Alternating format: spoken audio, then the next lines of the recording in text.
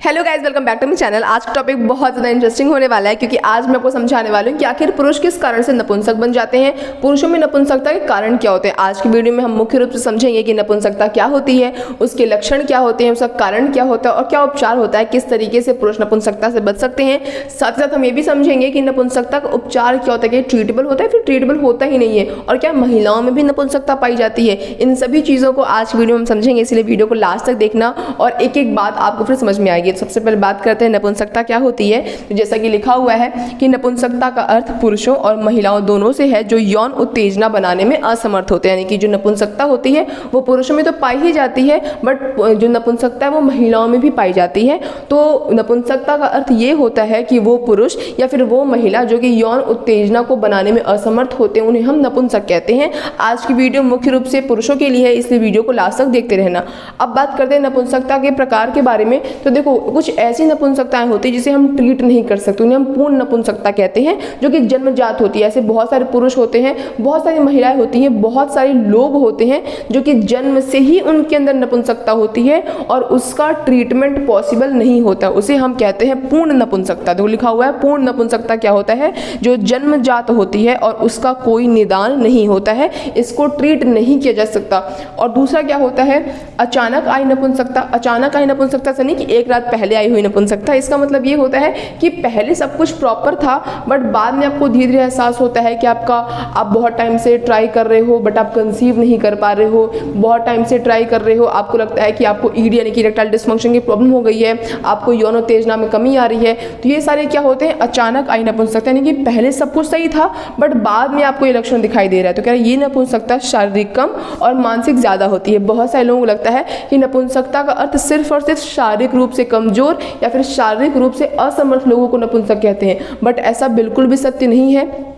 नपुंसकता मानते हैं शारीरिक होती है, बट शारीरिक कम मानसिक ज़्यादा होती है। लोग मन से ज़्यादा नपुंसक होते हैं, शरीर से ज़्यादा। अब देखो ऐसा मैं क्यों कह रही हूँ, ऐसा मैं इसलिए कह रही हूँ, देखो लिखा हुआ है कि ये नपुंसकता शारीरिक कम और मानसिक ज़्यादा होती है, यह इलाज करवाने से ठीक हो जाती है। देखो जो मन की नपुंसकता होती है उसमें क्या होता है कि बहुत चिंता है, आपको डिप्रेशन है, और बहुत सारे लोग ऐसे होते हैं जो कि अपने परफॉर्मेंस को लेकर बहुत ही टेंशन में रहते हैं। उन्हें लगता है कि हम बेटर परफॉर्म नहीं कर सकते, हमारे अंदर कमी है, क्या कोई क्या कहेगा, कोई क्या नहीं कहेगा। इन सभी चीज़ों को लेकर डिप्रेशन है, एंजाइटी है, कोई स्ट्रेस है, इन सब चीज़ों के कारण से भी क्या होता है, नपुंसकता के लक्षण लोगों में देखे जाते हैं। इसीलिए कहा जाता है कि नपुंसकता शारीरिक कम और मानसिक ज़्यादा लोगों में देखने को मिलती है। अब बात करते हैं लक्षण की, कैसे पता चलेगा कि आपके अंदर नपुंसकता के लक्षण आ रहे हैं। आपके अंदर नहीं, किसी के भी अंदर। तो लिखा हुआ है कि यौन उत्तेजना में कमी। अगर आपको किसी को भी ऐसा फील होता है कि उसको यौन उत्तेजना में कमी है, इरेक्शन बनाने या फिर बरकरार रखने में कमी है,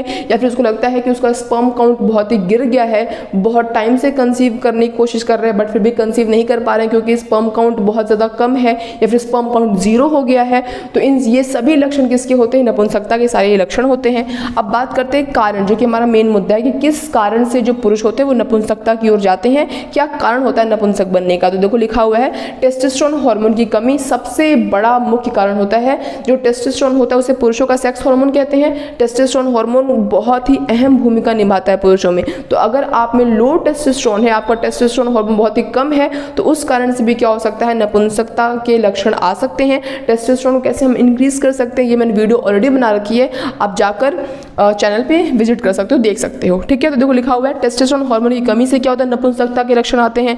दवाएं जैसे उच्च रक्तचाप, हाई कोलेस्ट्रॉल, हृदय रोग, इन सब की जो दवाएं होती हैं, उन दवाओं का सेवन करने की वजह से भी इरेक्टाइल डिसफंक्शन या फिर स्पर्म काउंट की कमी, या फिर अगर कोई कैंसर है जो कीमोथेरेपी वगैरह ले रहा है तो उस कारण से भी क्या होता है, स्पर्म काउंट खत्म हो जाता है और इरेक्टाइल डिसफंक्शन की प्रॉब्लम हो सकती है। तो ये भी कारण होते हैं कि पुरुषों में नपुंसकता के लक्षण देखे जाते हैं।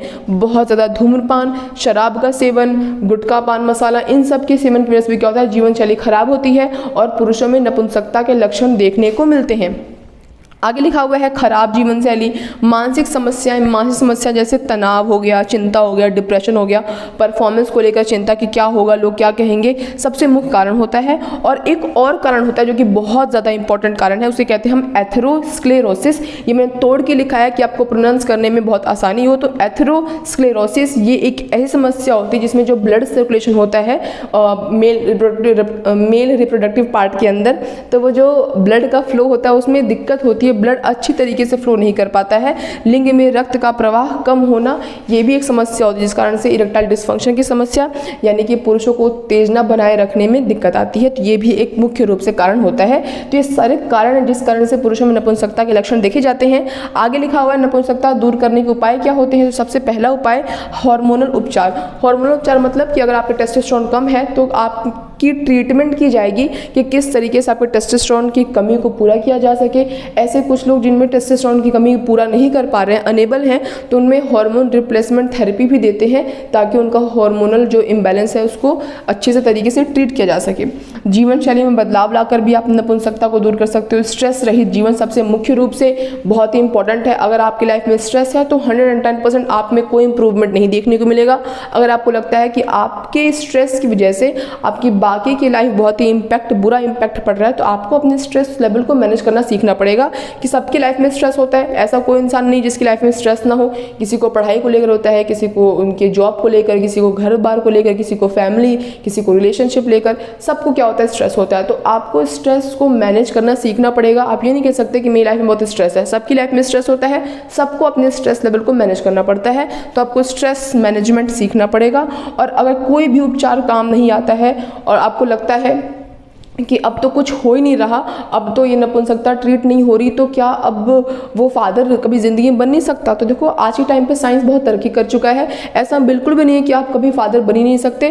कोई उपचार काम नहीं आता तो फिर IVF तो जिंदाबाद। IVF के जरिए आप क्या बन सकते हो, आप पिता बन सकते हो, अगर कोई उपचार काम ना आए तो।